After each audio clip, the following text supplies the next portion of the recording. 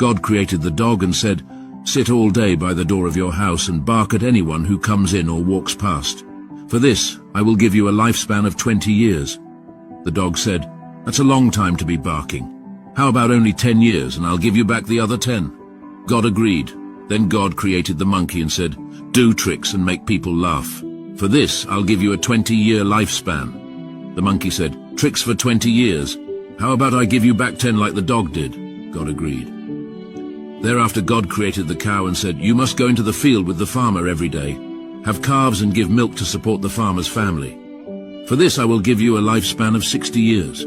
The cow said, "That's kind of a tough life for 60 years. How about 20 and I'll give back the other 40? And God agreed again. Then God created man and said, "Eat, sleep, play, marry, and enjoy your life. For this I'll give you 20 years. But man said, "Only 20 years. Could you possibly give me my 20, the 40 the cow gave back, the 10 the monkey gave back, and the 10 the dog gave back? That makes 80, okay?" "Okay," said God, "you asked for it.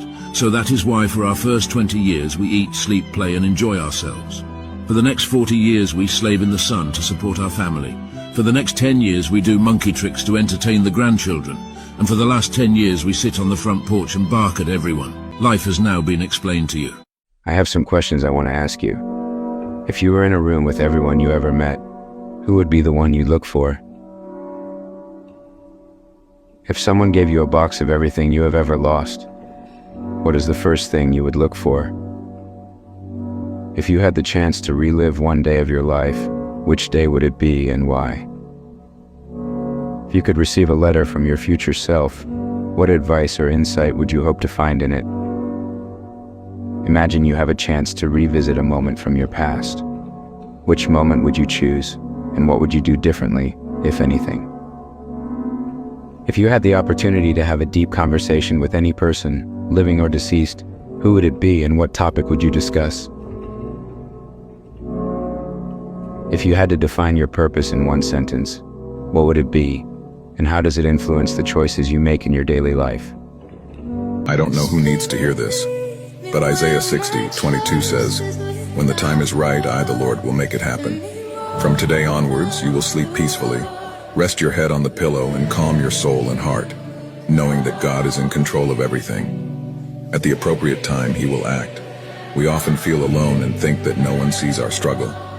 But I want to remind you that God sees every tear, every sleepless night, and every pain you feel.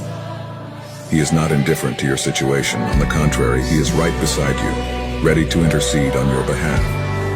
Therefore, free yourself from this anxiety you feel. Give Him your anguish, despair, and fears, and trust, because everything is already in His plans.